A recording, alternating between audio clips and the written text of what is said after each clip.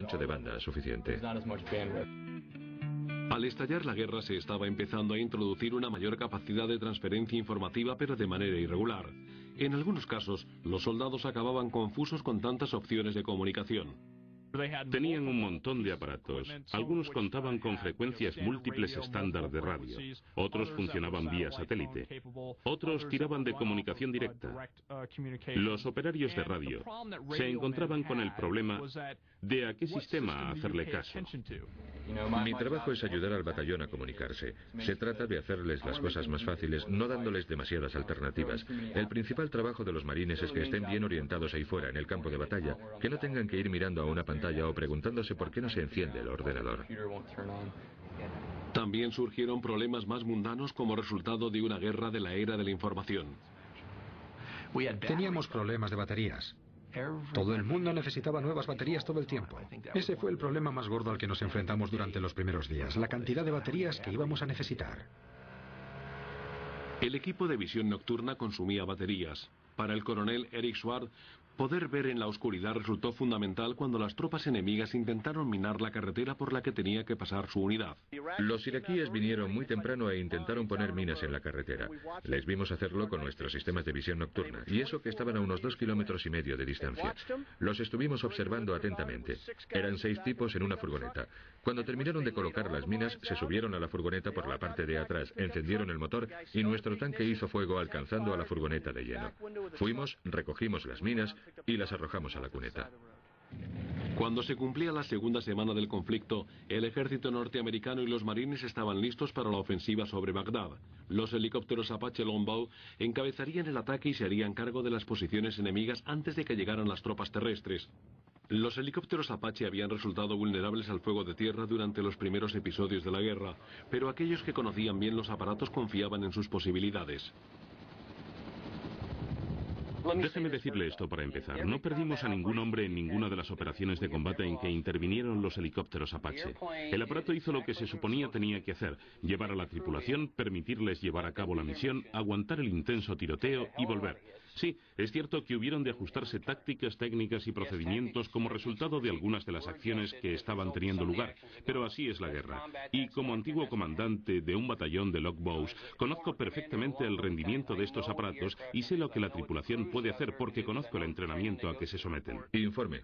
Noviembre, vector 5400455. Mientras se preparaban para la siguiente batalla, los pilotos de los Apache experimentaron con nuevas estrategias: volar en grupos más pequeños, disparar en movimiento en lugar de suspendidos en el aire y confiar menos en los misiles y más en el fuego de artillería. Mike Wells estuvo en uno de los enfrentamientos del inicio. Los iraquíes se camuflaban muy bien, y la mejor forma de alcanzarles era volando bajo y rápido. Así era más difícil que pudieran acribillar a nuestros helicópteros. Muchas veces disparábamos desde muy cerca, 50 o 100 metros, tal vez 300 metros. Así que fue casi una lucha cuerpo a cuerpo. Y la ametralladora del aparato es perfecta para eso y para el tipo de enemigo.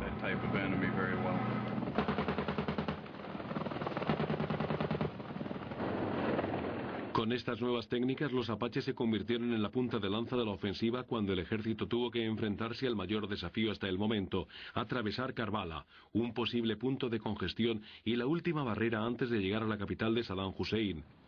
Los helicópteros del coronel Dan Williams recibieron órdenes de atacar primero una zona donde 10 días antes habían sido derribados otros helicópteros Apache.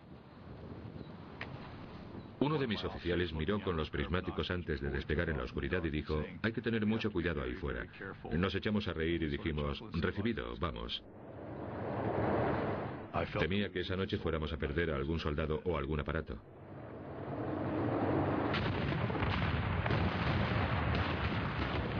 El cielo estaba totalmente iluminado con el resplandor de los proyectiles que a veces iban dirigidos a los helicópteros.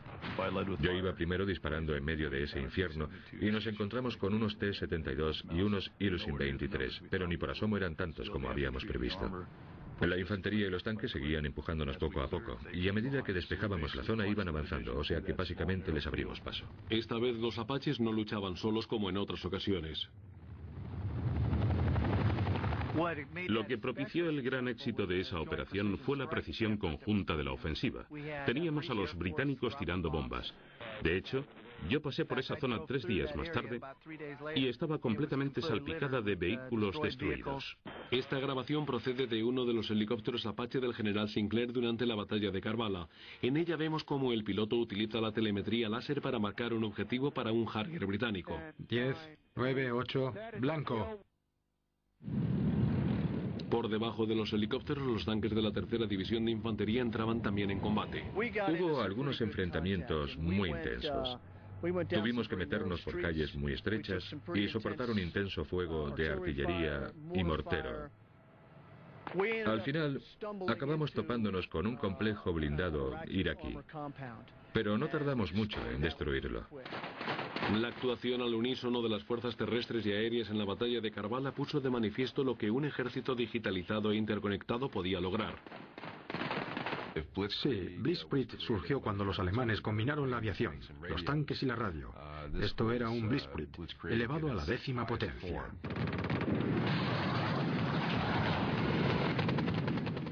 En medio de ataques continuos que duraban día y noche, el ejército iraquí se desmoronaba. 7 horas más tarde, al amanecer, cerramos esa fase de la operación. 13 iraquíes se habían rendido en la zona norte y la tercera división de infantería había logrado cruzar el paso. Ahora nos dirigíamos a Bagdad y nadie podría impedirlo.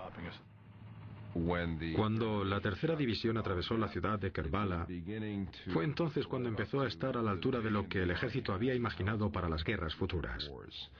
Y nuestro eslogan era: primero veremos, primero sabremos, primero actuaremos y luego venceremos.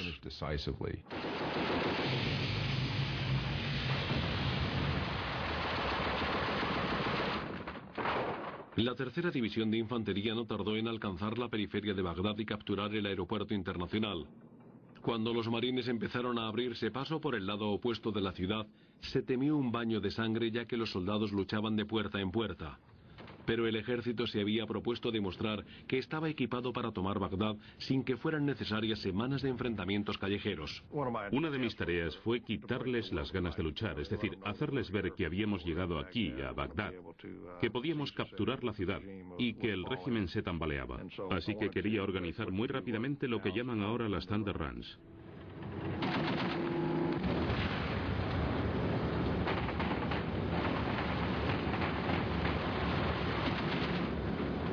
Las Thunder Runs eran patrullas agresivas, muy bien armadas que actuaban por la ciudad.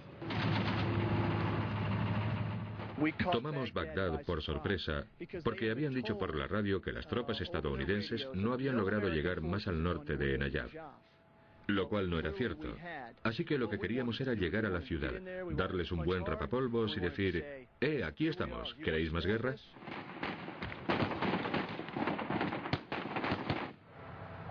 A veces en la carretera se nos echaba encima alguna de esas pequeñas furgonetas blancas donde llevan la tecnología.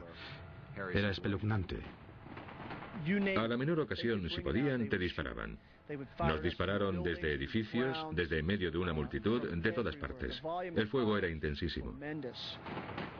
Utilizamos el cañón principal, la ametralladora Coax, a los cargadores de la ametralladora. Yo usé también el M4 por los lados. Cuando todo acabó empecé a contar los impactos de bala y las abolladuras que había en el tanque. Llegué a contar hasta 100 en uno de los lados y dejé de contar. Para un ejército con tecnología de vanguardia, los enfrentamientos durante las Thunder Runs fueron todo menos tecnología avanzada. Uno de los cargadores, un soldado de 20 años, estaba disparando a unos iraquíes y se quedó sin munición. Entonces, mientras cargaba, los iraquíes se acercaron tanto que tuvo que soltar el arma, coger la caja de munición y tirársela a la cara al tío. Le dio y lo derribó, y otro tanque lo remató. Eso no es guerra a distancia, eso son 6 metros de distancia. La guerra a distancia y la tecnología fueron una parte esencial de la organización de las batallas urbanas. Nunca se había utilizado apoyo aéreo a tan poca altura en el centro de una ciudad. Esto era el resultado de una intensa planificación por parte del equipo de mando aéreo del general Mosley. El personal de tierra había dividido en una cuadrícula toda la zona metropolitana de Bagdad.